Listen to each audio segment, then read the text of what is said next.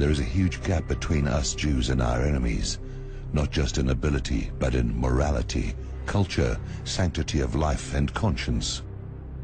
They are our neighbors here, but it seems as if at a distance of a few hundred meters away, there are people who do not belong to our continent, to our world, but actually belong to a different galaxy.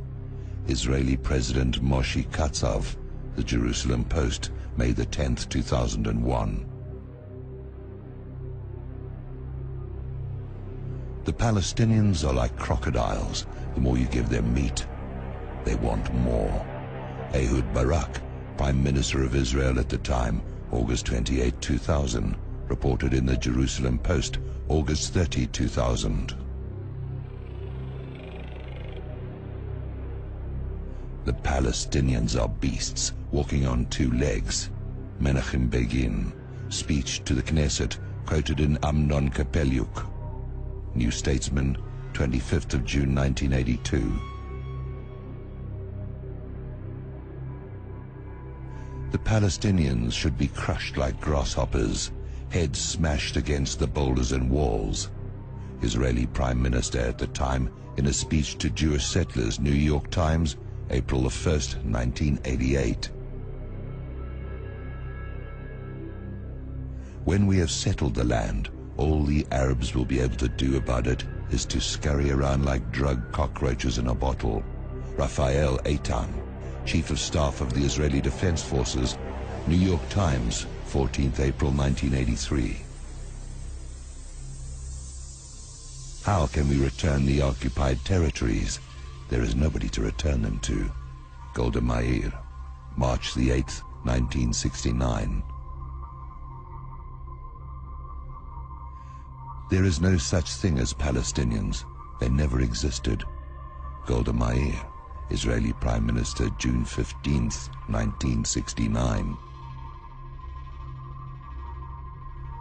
The thesis of the danger of genocide was hanging over us in June 1967, and that Israel was fighting for its physical existence is only bluff, which was born and developed after the war.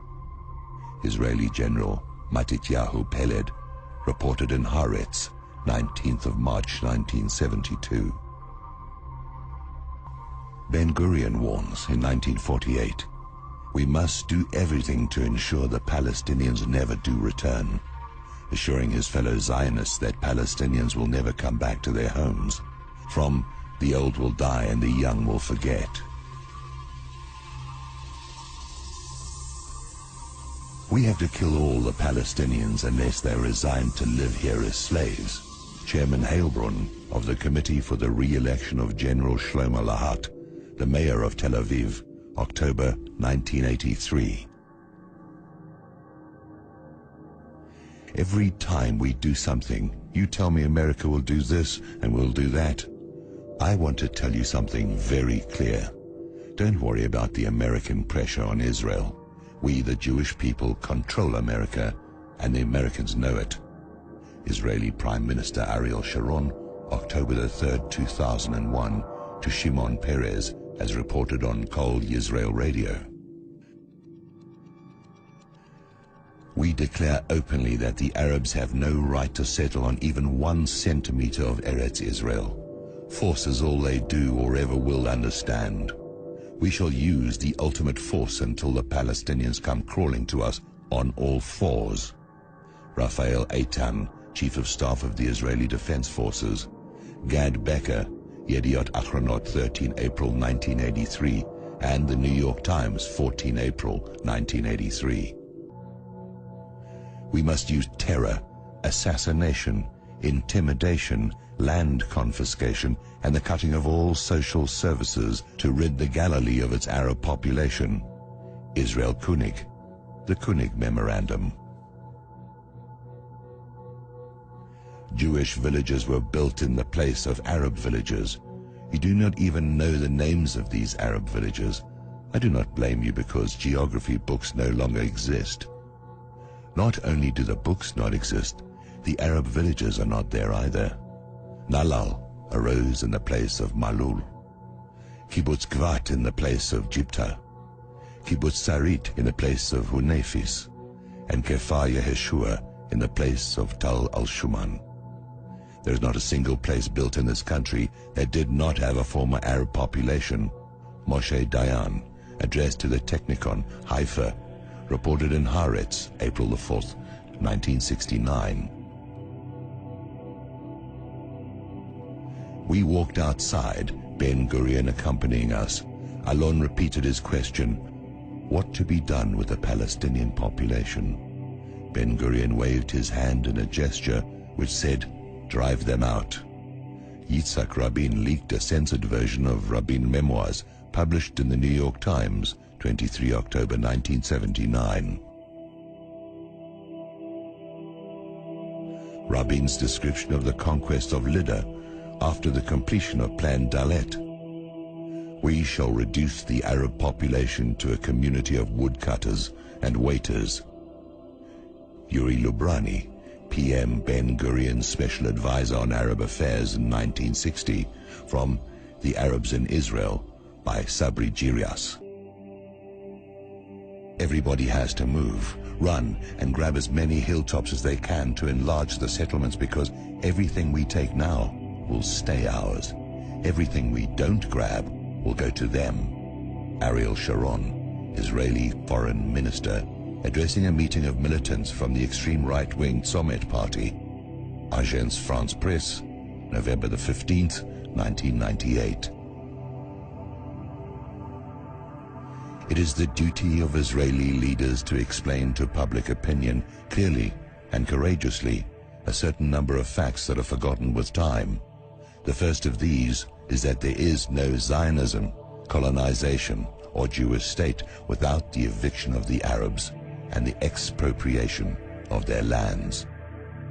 Yoram Bar Porath, Yediat Achronot of 14 July 1972.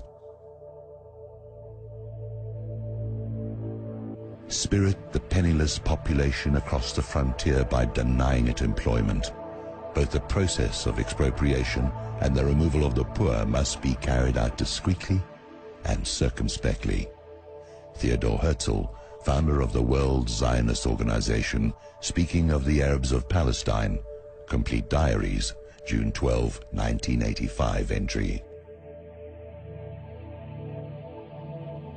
1 million Arabs are not worth a single Jewish fingernail. Rabbi Yaakov Perrin, February the 27th, 1994. From the New York Times, February 28th, 1994, page 1. We Jews are the destroyers and will remain the destroyers. Nothing you can do will meet our demands and needs. We will forever destroy because we want a world of our own. You Gentiles, by Jewish author Maurice Samuels, page 155. We will have a world government whether you like it or not. The only question is whether that government will be achieved by conquest or consent. Jewish banker Paul Warburg, February the 17th, 1950, as he testified before the U.S. Senate. We will establish ourselves in Palestine whether you like it or not. You can hasten our arrival, or you can equally retard it. It is, however, better for you to help us so as to avoid our constructive powers that turned into a destructive power which will overthrow the world. Chaim Weizmann, published in Jüdische Rundschau, number 4, 1920.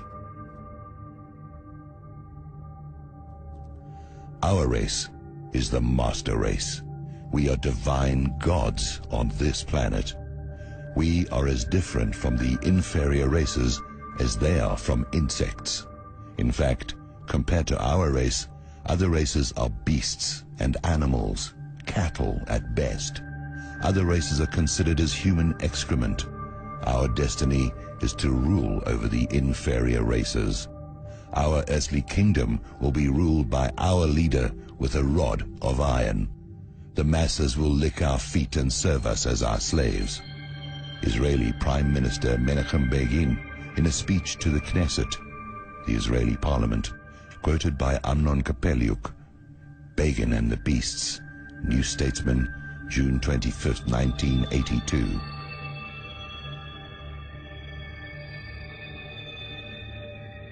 Tell me, do the evil men of this world have a bad time?